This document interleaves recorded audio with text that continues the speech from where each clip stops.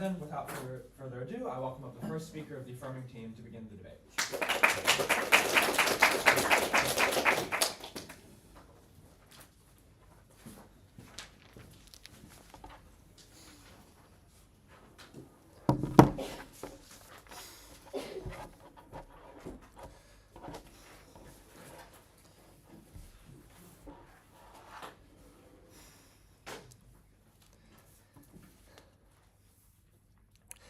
I think this debate can be characterized with regards to how my ability to wave a stick in the air should be weighed against a person's right not to be hit with that self-same stick, in the sense that an ex-con's right to not be tracked should be weighed lower than someone's right not to be subject to violent reoffence. So on my first point with regards to social safety and how we get it better on our side, and secondly on why rehabilitation is better on our side principally.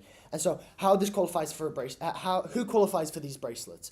People who are convicted of violent crimes. This means that they have gone through the legal system. No, to qualify for prison, you have to have done something that's either created sustainable trauma or repeatedly committed a violent offense. So to go to prison, there has to be some sort of harm done. So note that we don't think it would apply to inmates unless the sentence is to minors, unless it is sentence is promoted to an adult offense, e.g. sexual assault. Just because you're 17 doesn't mean that the trauma that is copped by the victim isn't any less. So what does the bracelet system look like? Note that the start of this, that this is in government prisons' best interest to rehab prisoners. This means that they want to implement a sustainable system. So note that they are not spiteful in this sense. It is in the objective to actually rehab prisoners and get them out of the cyclical nature of crime. So first point about why physically this is not that big, so it is a small bracelet that goes around the ankle, and secondly it is not actively monitored in this sense. So they go to certain places like a gun store, or like in the proximity of a victim of the residence or workplace, or in the proximity of other violent criminals. So this is not being actively tracked but can be used in retrospect. So in their world, violent criminals are released from prison and maybe have some sort of parole time and then go back to freedom in society. So we win this debate today if we, one, prove that we get more social security, and secondly, that we increase rehabilitation of ex-cons. So one, why social safety is better actually on our side of the house. So what happens to criminals when they are released? Note that on their side of the house, when they're released, they don't actually have any security outside of the prison. So one, they go back to harmful culture. Note that this is not always the prisoner's choice. So this looks like having all of their family and friends in a gang where they have to actually go back to this violent lifestyle that they can't avoid because they're just surrounded by these people. So this is the only way of life that they know, and these are the only people that can actually support them. Secondly, violent criminals have high recidivism rates. So in society, violent crime is the actual peak of breaking the social contract. So once you have done this, it is easy to reoffend for small crimes such as burglary, such as theft, such as simply just punching somebody, because the crimes that you've done previously are much worse than that. So in summary, violent crimes are likely, these violent criminals are likely to be trapped in this cyclical nature of offending. So why can we prevent this cycle? One, people are less likely to offend in the first place. This looks like a young boy who is going to commit assault. So if they see, however, that their uncle has been given an ankle monitor that they have to wear for the rest of their life, they have that foresight to think, oh my God, I'm going to have to live like my uncle for the rest of my life. I have such a bright future. This is a physical deterrent for them and a visual deterrent for them to see that the life ahead of them in violent crime is actually wrong and actually going to end up with negative effects towards them. Secondly, ex-cons have accountability not to recommit. So they literally cannot get away with recommitting in crime. This looks like if a store gets robbed at 11:53 and this convict is at the store at the exact same time, the logic is that convict was most likely responsible for that crime. So they literally cannot commit crimes in this sense in our side of the debate. Three, they are less likely to get caught into old patterns. This looks like the gang that you used to be in that won't take you in because you are a liability. You are being tracked by the police. How many gangs do you think want to have a living tracker on them at all times? So they are less likely because they cannot take you to go and commit crimes because they can see that you were actually there when that crime was being committed. So even if they do take you back, there are legal restrictions on our side of the debate. This looks like proximity with other violent criminals unless disclosed, and we give this specific variable with regards to support groups that we get uniquely on our side of the debate. In the status quo, people with ankle monitors can actually be seen in proximity with each other, so this isn't much of a big change, and they can at least disclose with each other with regards to like having, let's say, a best friend in prison who was also convicted of something similar. You can actually recompense with that person and create that bond and relationship. So if you were to disclose that to the prison board, then you would actually have that exception to having this person as a support person outside of your group. So why is this important? One, social well-being. If people are less likely to offend, it means less violent crime. The impact of this is violent crime is uniquely traumatic in this sense. This means that less people live with this trauma. It means that fewer people have to fear being punched. Fewer people have to fear of being raped. And this means is critically important in this debate. So, and secondly, we get less new offenders. This is really, really good. It means less young people going to prison, as I characterized before. It means less young people less likely to get set on this track, and removes the cyclical nature of crime and reoffending and recidivism in our justice system. So what is the impact of this? At the end of this, even if we get harm to ex-convicts, we can weigh this against the lifelong trauma sustained by victims. We can weigh this against the ability for society to fear less. We can weigh this against the reduction in new crime that we get, and we think this is ultimately important and should be weighed higher in this debate. But even if you think this, we can actually get more rehab on our side. So why we get that? One, it is in the government's best interest to rehabilitate ex-cons. Note that it costs $100,000 a year to keep a prisoner in prison. We think that on the outside, that we're actually getting more money and more better efficiency on our side of the debate. So one, and also like governments want to look good. They want to see like they want to look like they're actually giving these people second chances, because in a liberal democracy that is like principally important.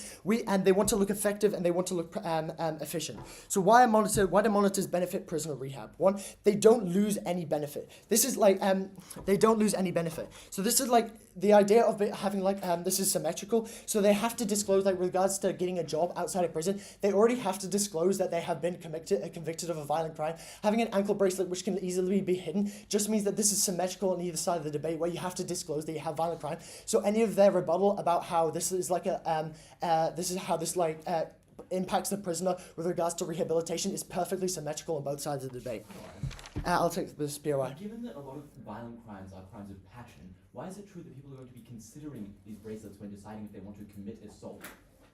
Well, we think that when they weigh against if your girlfriend cheats on you or something like that, then obviously that is something that you're taking into account. So you're thinking, oh my God, like my girlfriend's cheating on me, I'm gonna like murder her. But you have to weigh that against something like, oh yeah, I'm never gonna get a girlfriend in the future because now like I have this prison bracelet that says that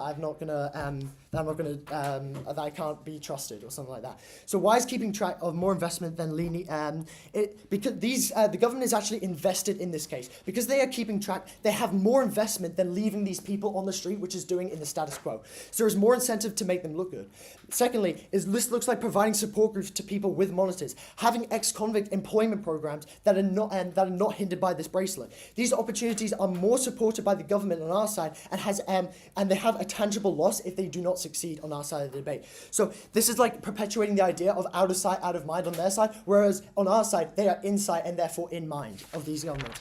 Three, the ex-cons are more likely to buy into rehab programs. On their side, their parole is like a mandatory in rehab. They don't pay attention, they don't want to make connections, and they also have like the gang friends that they can just go back to. On our side, they are forced to actually care. So they want new friends and they need the support that we give them on our side of the debate. This looks like coming out of prison and not having anything, whereas on our side, we actually have these people in support groups. So at the end of this, even though we think that we get a better rehab, even if we don't, ex-cons not being able to recommit is uniquely beneficial to our side of the debate and should ultimately be weighed highly in this debate.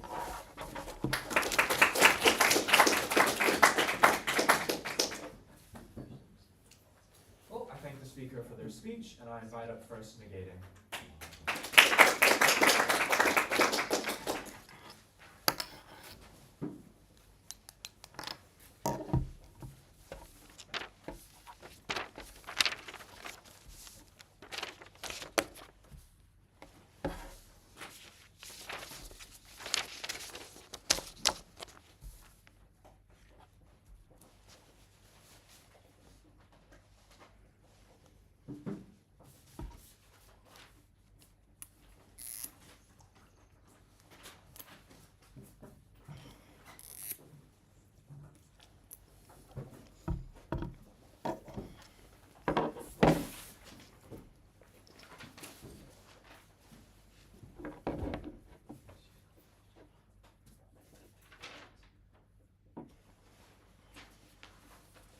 When you go to prison, you have served your punishment. You ought not to live a life of permanent punishment when you're being monitored and surveilled on a consistent basis. I'm going to do 3 things in this speech then. First, why it's principally unjust. Second, why it prevents reintegration into society. Lastly, why the status quo has sufficient deterrence. But before that, I have 2 points on setup. Firstly, what do violent crimes look like? We just broadly agree with what they're talking about. It looks like assault, it looks like murder. But notice that these things often happen irrationally. This is going to be important later on in the speech. But the key framing here is that a majority of countries have life sentences for major crimes, which means the fact that you leave and are released from prison in the first place necessarily means that you were probably deemed to be rehabilitated, or at the very least that your crime was lower level, like a street brawl, which means that the only reason you're released in the first place in the interest of public safety is that the state thinks that you're not going to reoffend in the first place. What do we support then? We support on our side blank slate policies. What this means is that after 5 years of your prison sentence, we're going to wipe your slate clean, and you just no longer have a criminal record. This is going to address a large portion of their case about rehabilitation. We have that ability in the counter model to do that. But notice, there are also just other uses of electronic monitors that they talked about that we think are perfectly fine in this debate. Things like house arrest, things like going on parole. We think using electronic monitors in those instances are okay because those are conditional ways to leave prison, but when you're released, you ought to be absolved of your crime. Before I move on to explain why it's principally unjust, I'll take a point. Violent criminals have the highest recidivism rate out of any other prisoner, any other prisoner category. How do you think that the state actually rehabilitates these people effectively? Great. I think that is firstly just a blanket assertion that they have really high recidivism, but also we're just going to explain later on why reintegration into society is better. But note here, a reason why people reintegrate is hard is because they're unable to rehabilitate. We're going to explain that later on. Firstly, why is it principally unjust? The principal claim here is that as prisons fulfill the role of retribution in the criminal justice system, punishment ought to end after a person is released. Why does an electronic monitor create lifetime punishment then? Firstly, it restricts your right to privacy when a state can constantly see where you are. But no, it also flows on to other people in your life who are not punished or have not committed crimes, right? For instance, it tracks your family wherever you go on vacation with them. The state knows where your family is. But no, it can also be used to do things like monitor marginalized groups because they have historically been very prominent in prison, which means that entire communities can now be monitored by the police when there are very large numbers of people being released from prison. Secondly, it restricts your freedom of movement. For instance, when you're walking with your friend, but they want to go to their house, for instance, but they live in a high crime neighborhood, you're less likely to go there in the first place because you think it might take off the police, for instance. This kind of thought and this kind of fear is what restricts your movement and restricts your autonomy as an individual. But lastly, it's just a very big inconvenience, right? If this is going to be on for a lifetime, you're just going to have to charge it eventually. You're going to have to take time out of your day and spend money and gas to go drive and get it replaced, for instance. That's just a large inconvenience on you as an individual. Why is this principally wrong then? Firstly, the scale of punishment is disproportionate because it lasts forever. Notice the framing we told you that if you're released from prison, it's likely that your crime was necessarily small in its extent, which means that it's very bad that your punishment lasts the entirety of your life. But secondly, the type of punishment is applied in a disproportionate way because a majority of these violent crimes happen spontaneously, or they aren't as rational or autonomous as side proposition wants to believe, which means the attempt to reduce your autonomy as a punishment isn't directly comparable. But lastly, it just affects a large number of people who haven't committed crimes. I think this needs to really drill this in, that entire communities, or at the very least people who you are close to, like your family, can be tracked in the exact same way since you often move around with them. And these people just haven't committed crimes, and that can be incredibly harmful. Why is this principle debate winning then? Firstly, state violence is only legitimate when it is used proportionally against a criminal, and the criminal justice system becomes illegitimate if it is used in an abusive way. But secondly, the criminal justice system cares about the rights of criminals the most for a couple of reasons. Firstly, they're the most subject to state violence, therefore we ought to care about them the most as a state because they're the ones with the least autonomy in their life. But secondly, what is defined as a criminal is made up by the state, which means they ought to have the most protections, or else it's very prone to abuse. But lastly, I just think if you're violating the rights of innocent people by tracking families who haven't committed crimes, that's just insane. I just don't think that's something that you should be doing in this world. Before next, as to why it prevents reintegration in society. This responds to a large amount of their material on rehabilitation. The context of this point is that prisoners are already disillusioned with the state when they leave prison. This is because firstly, they have lost a lot of their autonomy, but secondly, they have just been treated quite poorly, and last, they have constantly labeled as a criminal. Why does this what do prisoners need then to reintegrate? I think first they need to feel autonomous and feel like they have freedom. They often think that they were forced into committing their crimes. They want to step away from that and feel like they have the choice to do what they want to do in life. Secondly, they just want jobs and financial security and stuff. But lastly, they want to break free from the perception as a criminal. We've solved this because first, we literally remove that burden from you at the point where we clear your criminal justice or where we clear your criminal record and you can continue around as a free man. But that just makes you, secondly, far more employable as a person. When the employers can no longer see that you're a violent offender, you're just more likely to be employed in the first place. But lastly, you just feel so much more freedom, right? Like you can just go and do things without the fear of being monitored. That makes you feel so much better as an individual. It means you're more likely to trust the state and engage with their systems. Why does proposition harm this on their side then? First, you are directly reminded that the state will never let you leave and fully make up for your crime, the point where you're constantly monitored. But secondly, I think there's just a tipping point for a lot of individuals to interact with you in the first place. For instance, a lot of employers might be happy to give you a second chance if you have a criminal record because it's invisible to a majority of people. But when you see that ankle bracelet on you, they fear how customers may interact with you and perceive you overall, which becomes a tipping point to not letting you have that chance. And that means you're less employable on their side, which is when they turn to communities that support them better. The kinds of violent communities that they talk about, because that's where they feel better and safer in their society, and that's why they re-offend in the first place. Lastly, interpersonal relations are just so much harder when people are continually reminded of the past. Like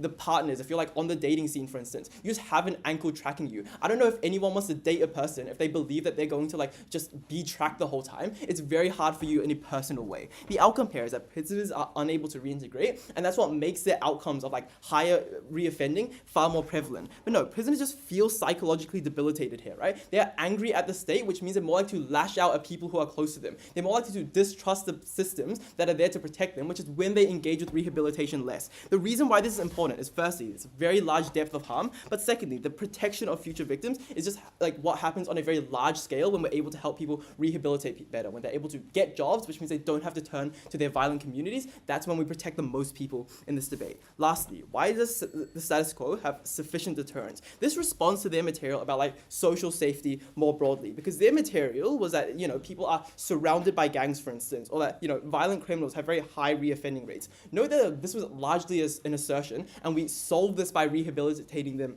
on a better scale. But even if you don't buy that, we just think the amount, the calculus that these criminals make are likely to remain the same on both sides of the house. The context here is that people commit crimes irrationally, right? Firstly, a lot of these violent crimes happen emotionally, insofar as it just happens on the spot. For instance, their example about getting cheated on, it's just, people just lash out, right? They don't make this choice, oh, I'm not going to weigh up whether or not I should punch you or not. It just happens. But secondly, people just don't think they'll be caught in the moment, right? But this is still true on side affirmative. If you believe that there isn't active surveillance, but their monitors only start tracking after the fact, it means that people still don't feel that they're going to be caught. This means at the end that deterrence is just symmetric on both sides, right? That the bracelet is not a logical calculus that people are likely to make. Rather, they're still likely to have commit these crimes on both sides of the house if you believe that. For all of those reasons, oppose.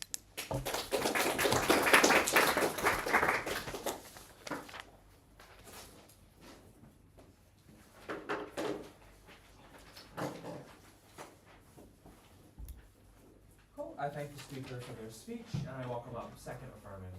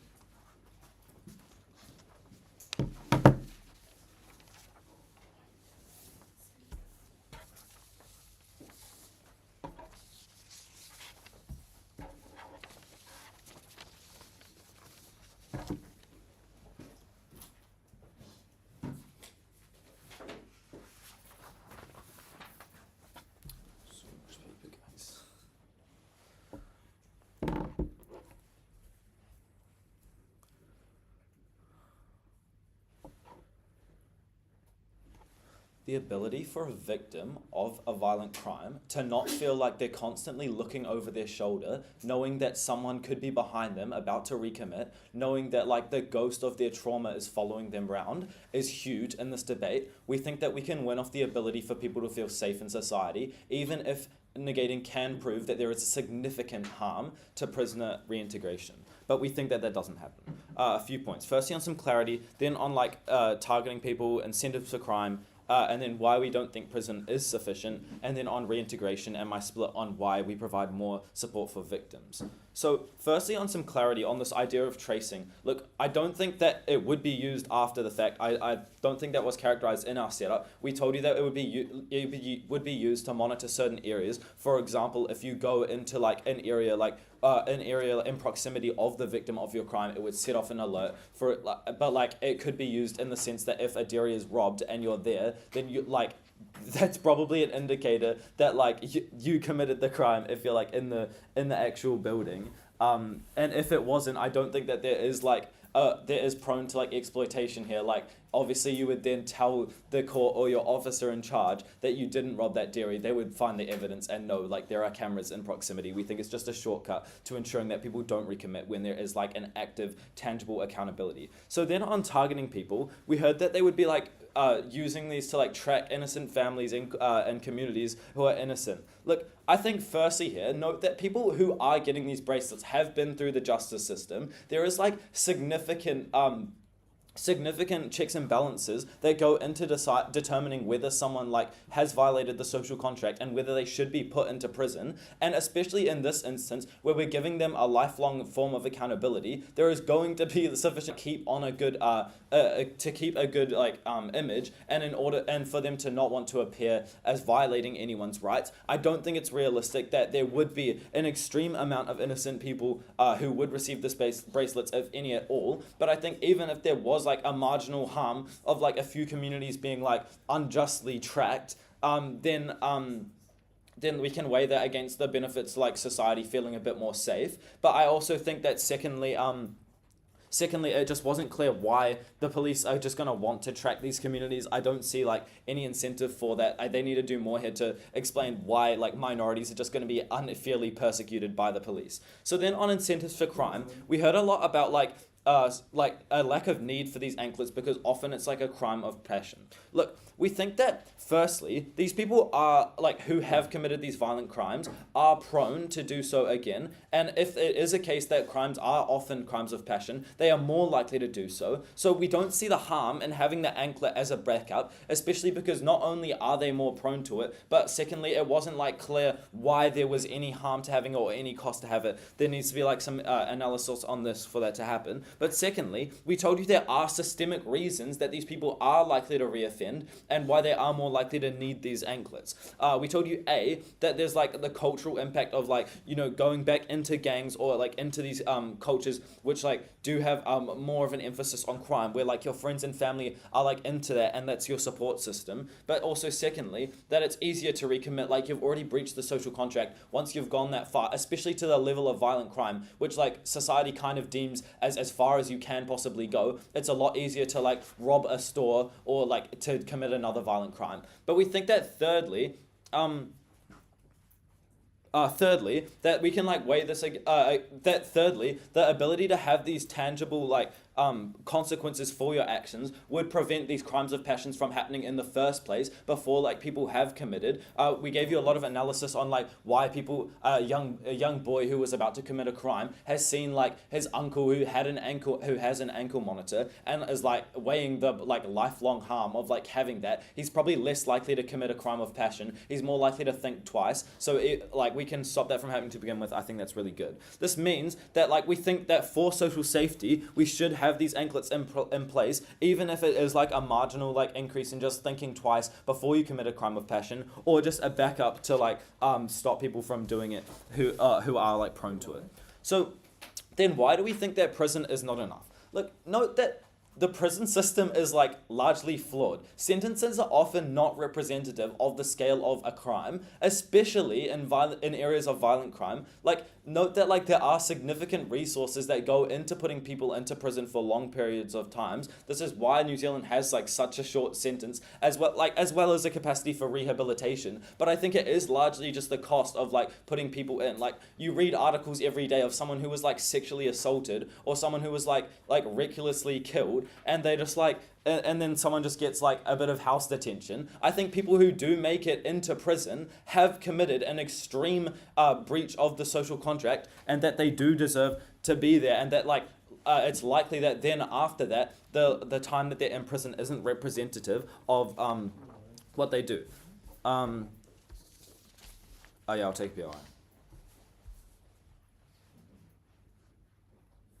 Okay, so then on reintegration, we heard that they're going to be more engaged in reintegration because there's no like labeling of them as a principal. Firstly, we told you that there's no physical deterrent of this. Like, it's likely just a small ankle monitor around your ankle. Like, we again told you why the incentive of the justice system isn't to like give you this long life living consequence of like always being defined and labeled by your past flaws. But secondly, this would be symmetrical because in both worlds, you'd have to disclose a history of violent crime. Like, every time you apply for a job, you still have to put it on your CV, and like every time you go out, you're gonna like probably disclose to people that you've like been a victim of violent crime. But thirdly, we don't think it's defining. Look, we heard from them that like your date isn't gonna like you because you committed a violent crime. So what we're hearing from that is on your side, you just don't tell your date that you like sexually assaulted someone in the past. I think that's a far more harmful narrative, even if it does define you. But on our side, we think it's far more likely that you just like acknowledge your flaws and you move on. You realize that you did something wrong in your past, and you like, although you let it to define you to the extent where you like don't do it again, you don't like let it take over your life and consume you.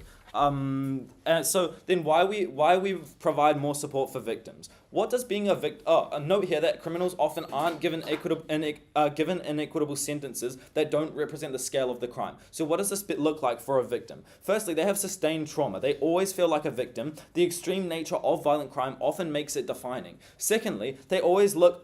it's always in the back of your head. You're always looking over your shoulder, always feeling insecure. Thirdly, it takes time to get over. Note again that there is an extremely long and like strenuous legal process. They probably don't often start to move on until after the prison has been released. So why does this benefit them? Firstly, at the very least, they get some validation for the trauma that they've sustained. There is some level of justice. Secondly, they feel more safe. It's less likely that someone's going to creep up on them. Like, an alarm will be set off if a past offender comes near them. That's really important. But thirdly, we think it's just generally equitable and like in the principle of like utilitarianism to look after people. So why is this important? These people deserve to live without the sustained trauma of a crime. We think that they are innocent to begin with. The fact that they sustained that trauma in the first place is really harmful. They shouldn't have to have that forever. I think we can like win off this social safety and victims, but I think we do provide better rehabilitation. Very proud to affirm.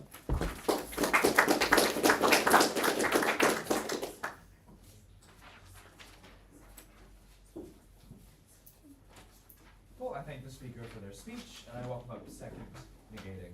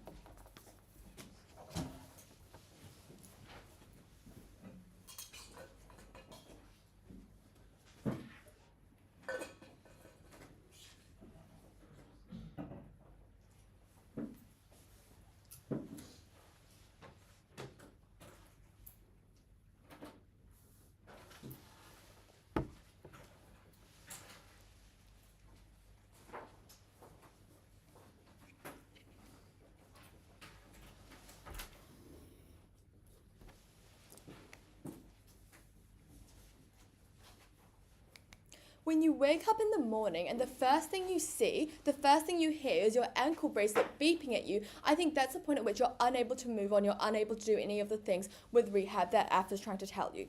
2 things in my speech then. First, I'll be responding, and then second, I'll be furthering up substantive case. First then, on this entire thing about deterrence and stopping people from doing crime. The first thing that they tell us is that this ankle bracelet doesn't actively monitor them, but instead is like a thing that they can look at in retrospect. I think the first thing that we to note here is that if it's in retrospect, then the harm has probably already been done.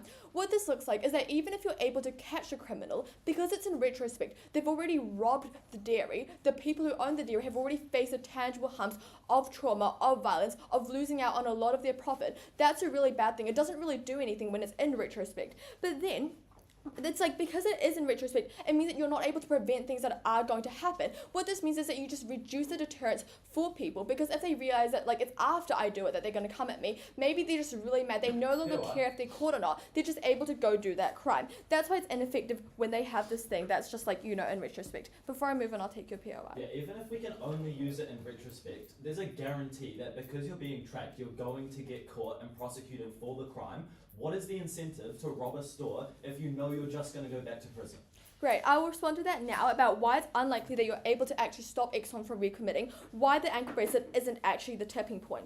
Note that the material that AF gives us is that, they weigh the bracelets against going to crime, like a young boy thinks about it before. We already told you down the line that these crimes are often irrational. What this means is that you don't think. You're probably not going to be double thinking your choices. When you're clouded by anger, your judgment just simply isn't clear. When you're thinking irrationally because you're so angry, that's when you just don't turn your head back on your choices. You just go forward and you go to punch that person. You don't think about it when you're so angry, your judgment is clouded. But then secondly, what they tell us is that there's a high recidivism rate. Know that they never really explained to you, they just asserted this, but second of all, know that this probably just happens when they haven't been reintegrated into society. This just gets worse when you have ankle bracelets. Why is this? Because when you have an ankle bracelet, what your life looks like is that you probably don't have relationships, like Bruce mentioned to you, because people around you don't want to be tracked. What this also looks like is that your family is probably very wary of their privacy. They're unlikely to want you welcome you back into their home. They probably feel quite unsafe when they know the state is monitoring your every move. But also third of all, when you have relationships,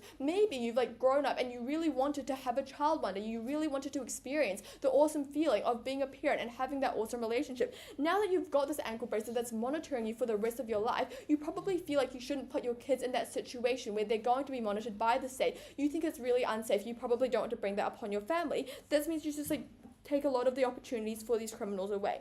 But I think that at the point at which you just don't connect with other people around you, you're probably going to be very angry, or you're just going to lose a lot of trust in the state and the people around you. What this means is you probably no longer care that much if you're going to be caught or not, especially if you are irrational, but also because you just don't have that connection to hold you accountable. You're just more likely to recommit. The ankle bracelets aren't going to be the tipping point. Bit of information. And then thirdly, they tell you that gangs no longer accept you because you're monitored. First of all, this is probably just a lot worse for criminals, because if the reason they go to the prison in the first place is because they were connected with a gang, it means that they probably have a heavy reliance on this group of people. When they are given the boot, they probably just feel a lot more disconnected. You feel like you've been kicked out. You feel like you're being marginalized. Know that you don't have to be in this gang to commit crimes. When you feel angry and marginalized, like they don't want you anymore, that's when you probably lash out. You don't have to do this in a group. You can just do it yourself. Maybe you just to go ram raid your nearest dairy because you're so mad at everything that's happened. You feel like you just have no one to be there for you anymore. But finally, at worst, maybe all of this material is just washed, it's just symmetrical, because the fear of prison still exists on both sides. You still have policing. The way that the media depicts a prison is quite harsh. This is already a big deterrent for people at the point at which these people are committing crimes because they're either irrational or they don't care about the media portrayal of prisons. The ankle bracelet isn't going to do much for them. Before I move on, I'll take your point. People can get 20 years for sexual assault, less for good behaviour. Why should prisoners get a clean slate when victims have to live with that trauma for years and get no fresh start? I'll talk about that in a bit, but before I move on, the thing with deterrence is that, you lose your cyclical, you don't actually lose your cyclical cycle. In fact, it probably gets worse when you have, a violation of your privacy. Your resources just end up being really ineffective. The ankle bracelets just do nothing except take away the privacy and autonomy of these criminals. Know that they then tell us that there's, no cost to have the bracelet. I think that first you just logistically have to do a lot to, maintain, to surveil it. It's just there. The cost is there. But then moving on to this entire thing about fear, and note that this deals with the POI that Jacob brought to us, right? First of all, I think victims already get a lot of catharsis from sending the criminal into prison. What this looks like is that because they see their sexual assault person has been locked up for 20 years, they probably already feel a lot of catharsis. But also, second of all, if they are confronted in the alleyway with their sexual offender, regardless of whether or not they have an ankle bracelet, they're probably going to feel bad anyways, especially if the ankle bracelet only works in retrospect. Maybe they do something really bad that just heightens the harm. It's unclear what happens. But then third of all, it's just you don't really get this direct link between fear and constant surveillance of criminals, because I think you just have to weigh this against our material on why it's principally unjust to have this thing on the criminals, to be forcing them to give up their autonomy, because it's just on a case by case basis, right? Maybe some people find it really traumatic, they have experienced a really bad crime, and then maybe the person is just out there, but also B, not even has the same reaction. Maybe some people are able to deal with their trauma, maybe they're actually able to move on. It's quite unfair to just punish all the criminals simply because some people, have fear. That's a really subjective thing.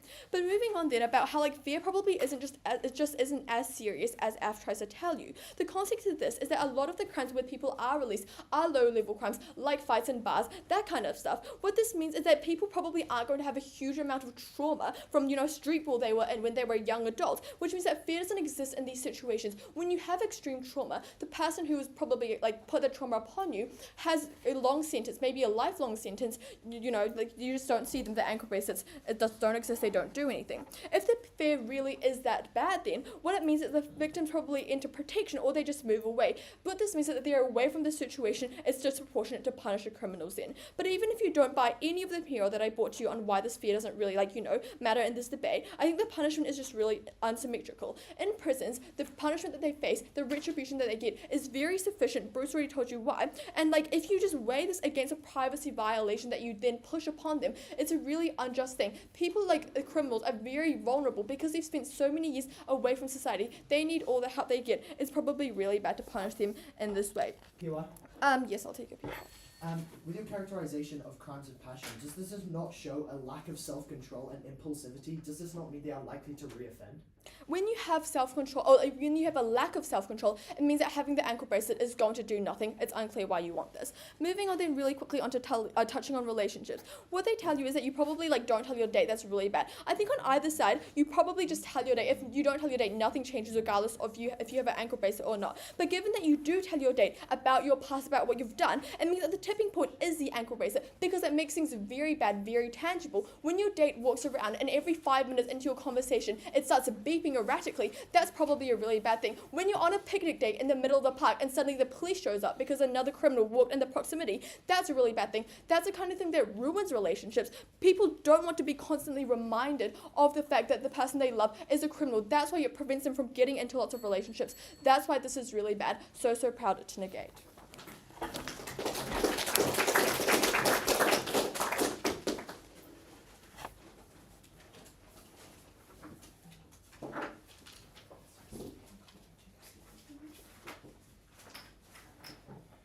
Cool. I thank the speaker for their speech, and I welcome up third affirmative.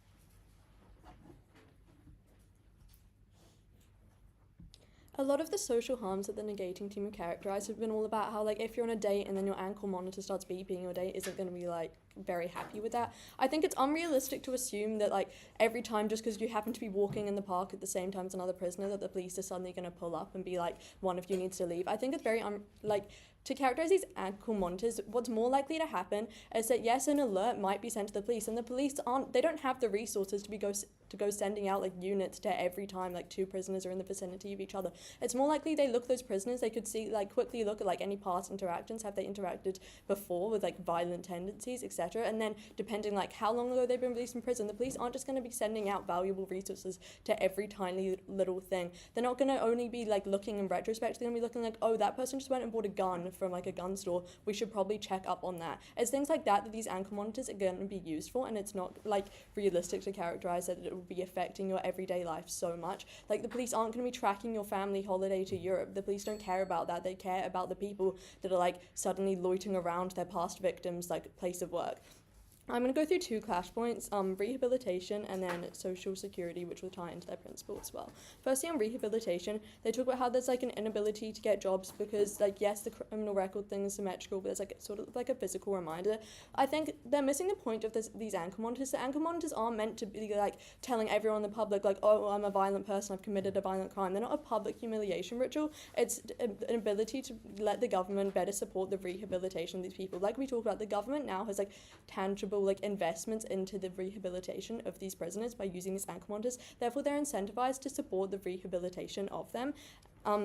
And creating less offenders, because obviously like prisons are very underfunded, which I'll get into more, so they don't want these like reoffenders coming in again and again, but so they're investing money into these ankle monitors. They do want like better guarantee rehabilitation. Like as we talked about, like it means that they're able to like create more programs because they want these people to get better. Rehabilitation is always going to be better on our side because not only do prisoners have that reminder, but the government has that incentive to work towards this.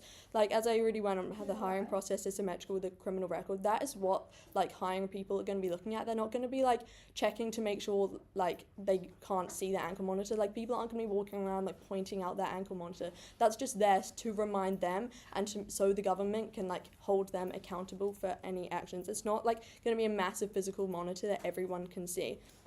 As well as that, there will be like, because there are government jobs and rehabilitation programs. So even if like a couple shops don't want to hire people with these ankle monitors, there are still other options for prisoners. They talk about it's harder to go like a support system like friends, etc. Like talking about the date thing because you've got like an ankle monitor on. I think on their side, if you look at like a prisoner goes out of prison, whether it was a crime of passion or like sort of organized or whatever, I think it's still more likely on their side they're gonna go back to like they're more likely to re-offend because if you go out of prison for so long, like as I said, you've been disconnected from society with other like most likely violent offenders. Why would they then leave prison and then suddenly just like be completely non-violent and not re-offend, no matter if it was like a crime? Like if yes, like fits of passion, you commit crimes, that's like a lack of self-control. Most people's lack of self-control doesn't make them go stab someone. Most people's lack of self-control to be yelling at someone. So if it's someone who like when they get stressed they go and like attack someone violently, there's no reason to say they wouldn't do that again if they're not put through a proper rehabilitation program, which is unique to our side. And then the people that have like gang life, their family, friends, that's all they've ever known. Obviously they're going to go back to that if they don't have an incentive to not to. On our side, and how many friends are they going to be like gaining, and how integrated they're coming into society if they leave prison and immediately go back to all these violent like people don't want to hire people that are in gangs that are known to be violent. So I think that there's no like mechanizing on their side how they would be more integrated into society with friends, etc. like that isn't the same on our side. On our side, like gangs, like if you say you're in a gang and then your friend comes out of prison and now they've got this ankle monitor, you don't want them at like your gang meetups because they're like, well, the police can see them here, don't they? So that incentivizes gangs to like sort of in a way ostracize the person. But then once again, at the end of the day, even if you believe through rehabilitation that person can't gain friends through like prisoner support groups, at the end of the day I think it's better that like you have an ostracized prisoner rather than like multiple more victims once they go back to that gang life that we've already characterized who they will. Like if you're going to weigh up a prisoner having friends or people being stabbed, I think it's pretty obvious which one's more important in this debate. As we talked about, the government is incentivized for this rehabilitation. Therefore, there are programs where these prisoners can be more integrated into society. Like I feel like I've already characterized a lot how the government has these more like these incentives, and true integration comes from rehabilitation, not just forgetting about the crime and having a blank slate. Just like ignoring the fact you stabbed someone a few years ago isn't going to get true integration back to society. Like true integration will come from taking accountability for that and wearing the ankle monitor is part of that, because you're not going to be angry at the government because you have to wear the ankle monitor if you've been truly rehabilitated, because you're like, you know what, I did stab someone and that was wrong and this is now what I have to deal with. Because, and like, yes, maybe I'll be occasionally tracked, but as I've already said, that isn't like likely that I'm going to be permanently tracked. I will take a PO right now. Between the 5 years of you being released from prison and your slate being wiped clean, why is it not that the government can still give you the same rehab that you claim on your side? Sorry, can you repeat that? I don't understand. Between the 5 years that you're released from prison and wiping your slate clean, why is it on our side we can't get the same government prison rehab that you guys get? I think it's unlikely to leave, especially in extreme like crimes, at 5 years of like the government that you're probably already angry at because you just spent like 20 years in a state prison. I think it's unlikely that those 5 years in that time the government will be able to like make you an entire new person. I've already talked about how most people's support groups will revolve around like violent like people with violent tendencies. So I think it's unlikely to believe that within 5 years being surrounded by people that have like that are also violent and like being trying to be like helped by a government that doesn't really have that much incentive to help you, I think it's unlikely to believe that's gonna like create true change. Onto the societal impacts, they said that like it won't deter people because like most are in fits of passion. I think that yes, that could be true in some times, but I still think there's at least a marginal change, because like if you're a 15-year-old and you see like your uncle always having this ankle monitor, and if you want to believe the negating side with that like creates a stigma where people don't be friends, like you don't want that in your future. So you are more likely, maybe not as you're like about to hit someone, you're thinking, oh, maybe I won't have an ankle monitor, but it's like over time you just have that like passive knowledge that like that is something that will affect you for your entire life. So I think that is still some marginal change on our side. And like if we look on their side, prison is clearly not a good enough deterrent, so at least on our side we have some opportunity for a marginal benefit. Then onto their principal point, how it's like principally wrong they're released because like the state believes that they show remorse and they won't repeat it. I think that's completely unrealistic. Prisons are underfunded. They're not like, if people were only released when the state thought they weren't going to reoffend, then people wouldn't reoffend, like which we've already characterized. There's a very large portion, especially people in violent crimes, that are reoffending. So I think it's completely unrealistic to say that you're only released from prison when you're like properly like showing remorse, etc., because they just don't have the finance for that. You're usually released for things like good behaviour. And all of this is outweighed by the victim effects. Yes, the victim getting justice by their offender going to jail is like it could be weighed the same as then the like offender having to go to jail, but what's not weighed is like the long-lasting effects. Long-lasting effects, like they'll include like trauma responses, self-blame, etc. Those trauma responses could stop the victim from being able to get jobs, make friends, etc. And then also just like physical effects if you were like stabbed, etc. And I think it's all like outweighed. Why should the victim have to live their whole life with long-lasting effects from this, and then the offender gets to just walk away after 20 years and be like, oh, no, I've got a blank slate now because the state said I'm better. This is why I'm proud to look at.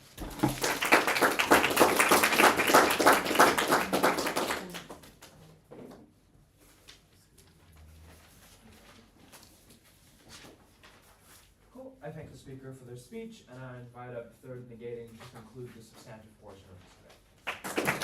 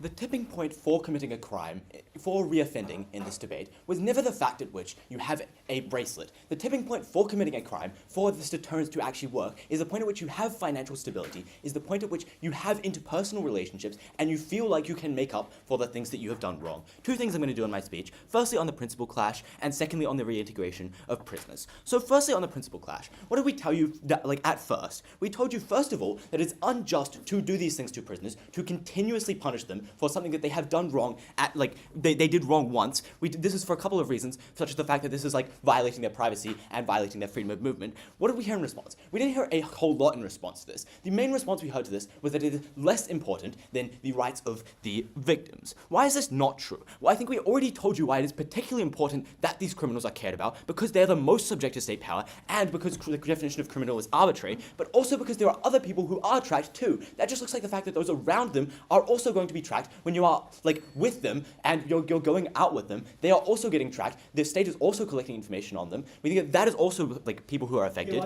We think that also means that that's particularly important, more important than victims in this debate. But we already responded to this idea of victims at Sarissa. We told you why it was unclear why that is a significant tipping point, the point at which you have this like ankle bracelet on them, the point at which that is the point at which you don't get trauma. If trauma is as bad as they would like you to believe it is, I think you probably just have trauma on both sides if you're a victim. I think that when you know that that victim is out of prison, you probably just are traumatized. I think that like they would like you to believe that you're going to like not get near that victim. I think that when that victim is just not wearing a monitor themselves, I think that you can just get near that victim without like them noticing. I think that the point at which that does not justify the like the implementation of this thing is the point at which this trauma is very arbitrary and it's very case by case measure, in the sense that it is very different how one person reacts to a situation than how another person reacts to a situation. Whereas in total we are putting like electric monitors on all of these prisoners. I think that like that then does not justify like that is the case. We also just told you that like you get more catharsis from prison. That looks like the fact that you're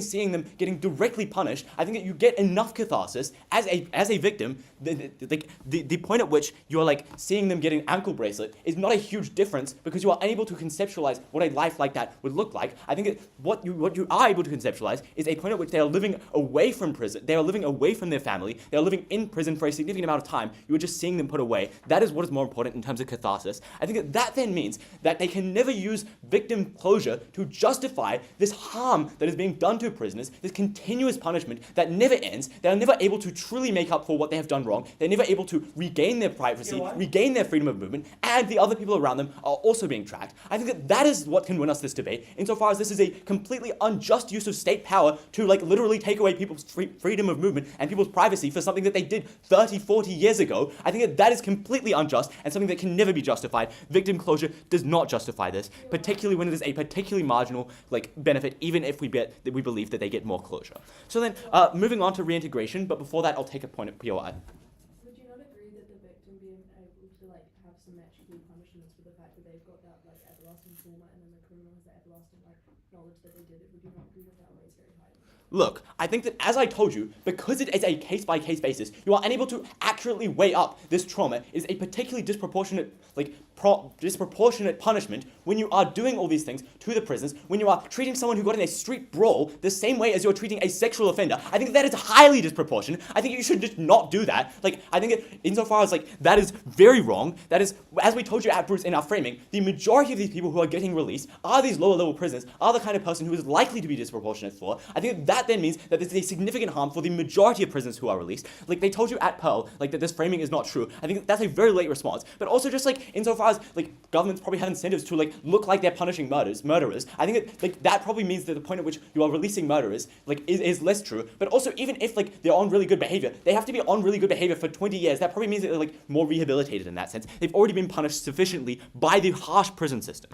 So then, moving on to reintegration. What did we hear from affirmative on this? We heard a few things. Firstly, like, just this idea of deterrence in a few forms. Just this idea of deterrence in terms of, like, this young boy who is going to see that his uncle has got this ankle bracelet and not commit crime. I think that it was very unclear at the point at which you can see that your uncle is in prison. That is probably, like, just enough deterrence, if deterrence matters to you, if you're going to, like, consider that. But also, we just told you that people are not going to be, like, planning to beat up on their girlfriend when they find out that they are cheating on them. I think that just means that, like, as we told you, as they accepted, like, crimes of passion mean that deterrence does not work. I think that then means that, like, they accepted that. I think that is a response. But also just, like, the other response we gave you at Bruce is just that, like, lots of people don't think they're going to be caught when they commit a crime. It's very hard for you to weigh up this, like, arbitrary benefit, like, this arbitrary harm of an ankle bracelet compared to, like, actually, like, doing this crime in the here and now. And we think that, like, that is even, like, less of a deterrent than prison, prison because prison just like is much easier to conceptualize than these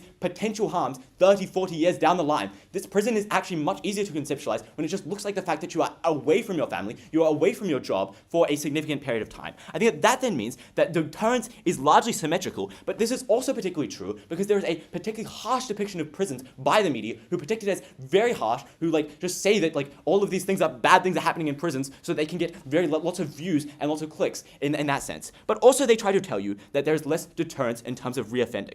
So why is this not true? We told you, like, first of all, you just don't think you're going to get caught. Also, just the the stuff on passion is the case. But I think that like broadly, the response that we gave you in terms of like reintegration, our positive push there, probably like means that deterrence is better on our side when people are in better situations. That means that they have jobs, they have more to lose when they commit these crimes again. That is what is actually like tangible to these people. It is the jobs, it is the people that you will not be able to see again for 5 years. That is the kind of thing that people are actually actively giving up on. It is not the potential prison time when they don't think they're going to get caught, when they like are actively like in this time of passion. But like, what did we tell you then on reintegration within this point? We told you like 3 things. Firstly, just this idea that you're going to be constantly reminded that you can never make up for your like what you've done wrong. Secondly, this idea that you can get more jobs on our side when we literally wipe your slate clean, when employers literally won't know what you've done after 5 years. And thirdly, just this idea that you're going to get more interpersonal relations when like you don't have this active reminder of all that you've like done for all your friends to see. I think what did they tell us in response? They told us that you're probably not going to get a job on either side because of like gang affiliations. I think that like insofar as your employer probably just doesn't know like that is the case. I think it's unclear why that responds to it. I think it's just like better on our side when like your employer can just not actively discriminate against you for having that problem.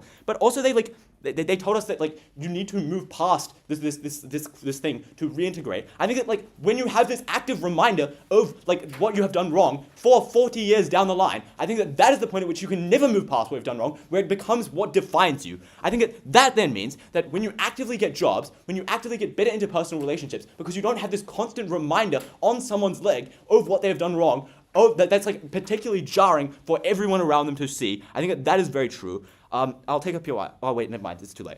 So then, at the end of this point of clash, it is particularly clear that deterrence is symmetrical. But I think that particularly reintegration is what matters most within this point of clash, because when you get reintegration, you get higher levels of deterrence because people have more to lose. That means that even if you buy that they get some level of deterrence, I think it is much better on our side when there are these people with stable lives, when these people with jobs who are much actively like have much more to lose than these people in gangs on their side who maybe don't want to commit a crime because they think that they'll get caught if they do. I think that is the world in which it is much better on our side. If you believe that it is unjust to do this, or that we get better integration, either of those ways, we win this debate. Thank you.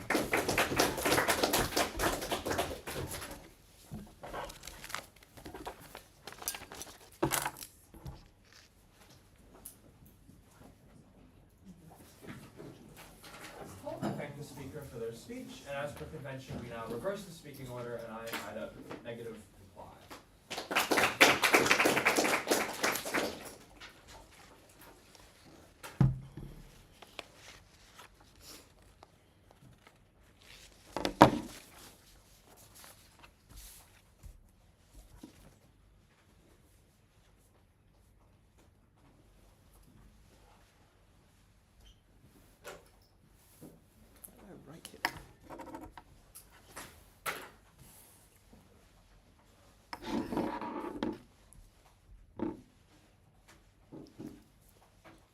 I'm going to do 3 things in this reply. First on the principles, second on reducing crime, and lastly on victims.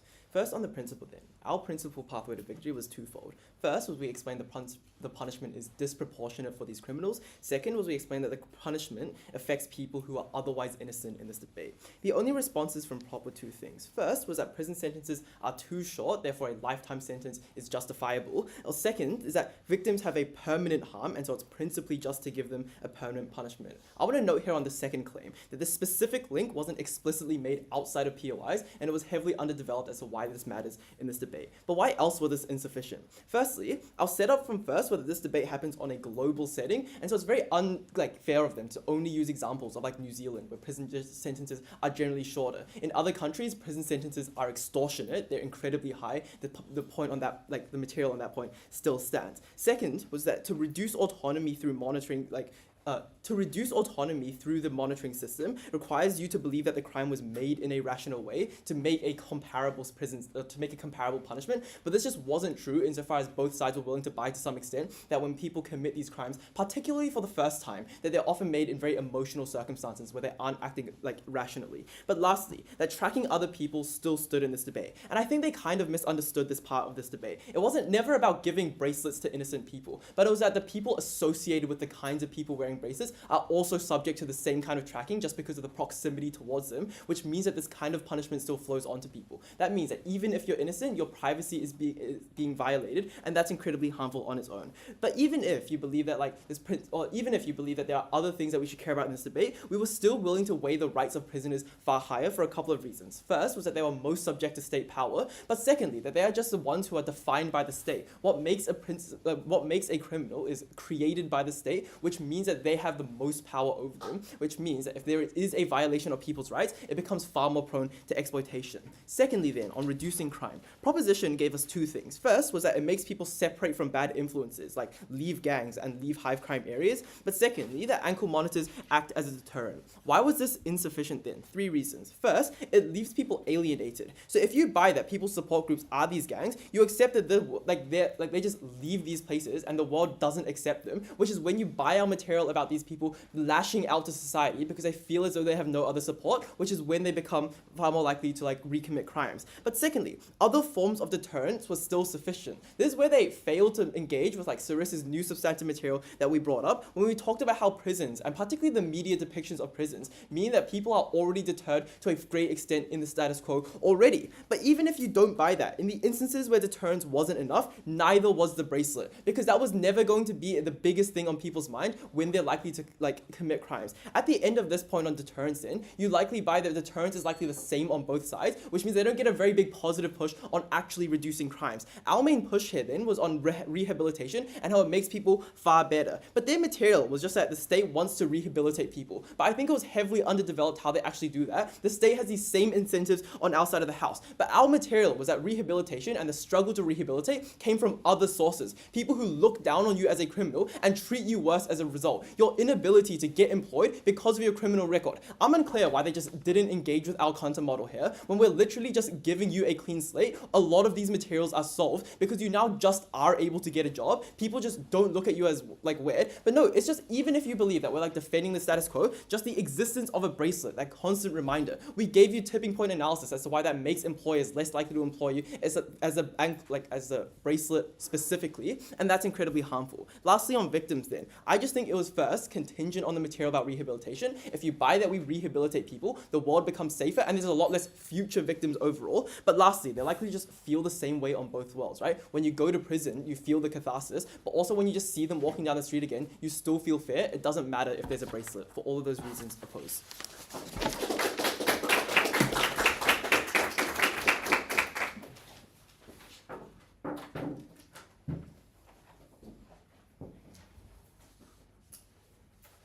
Cool. I thank the speaker for their speech, and now I invite up AF reply to close the debate.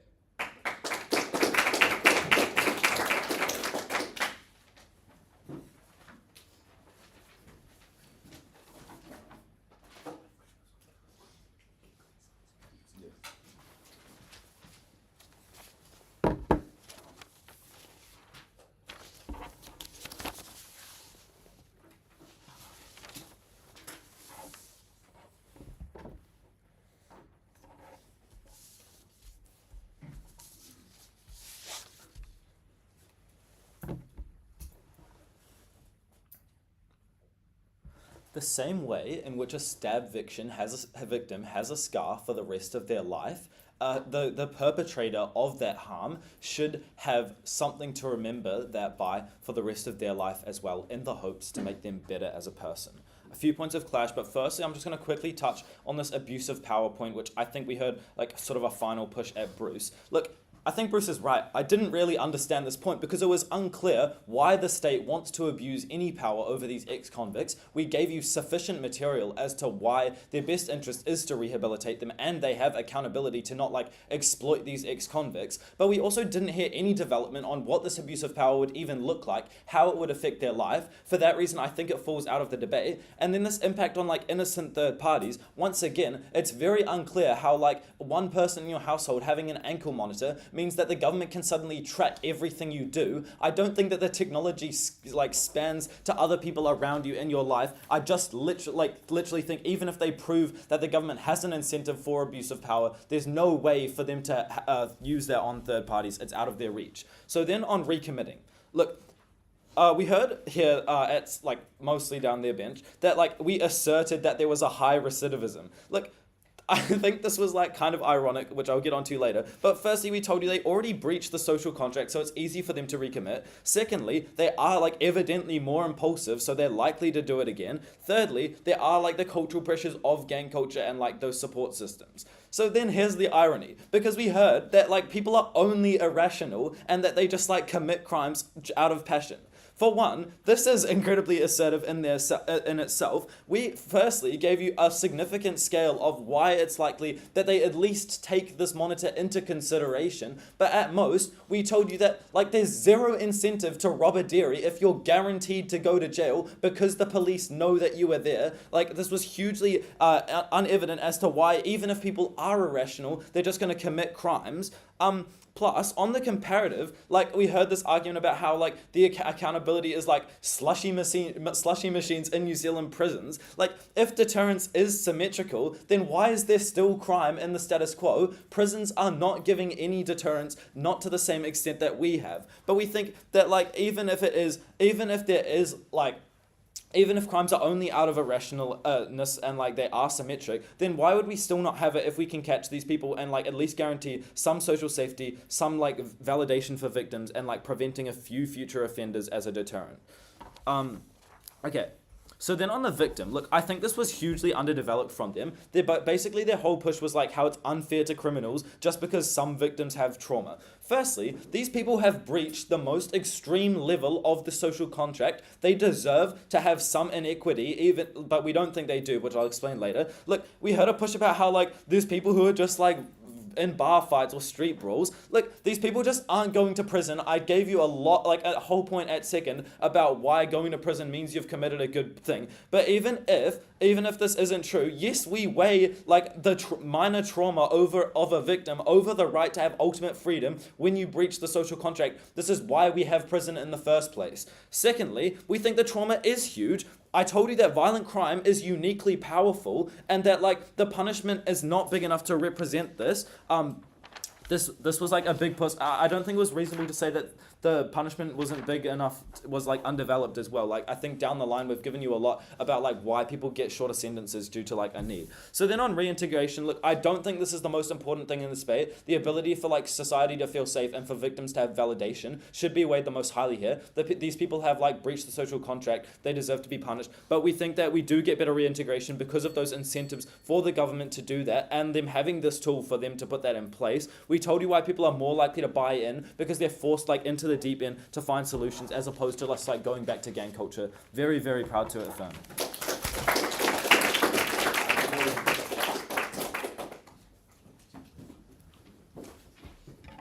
Cool. I thank the speaker for their speech. I thank everyone for a lovely debate. I invite you guys to cross the floor, shake hands, and then step outside and deliberate.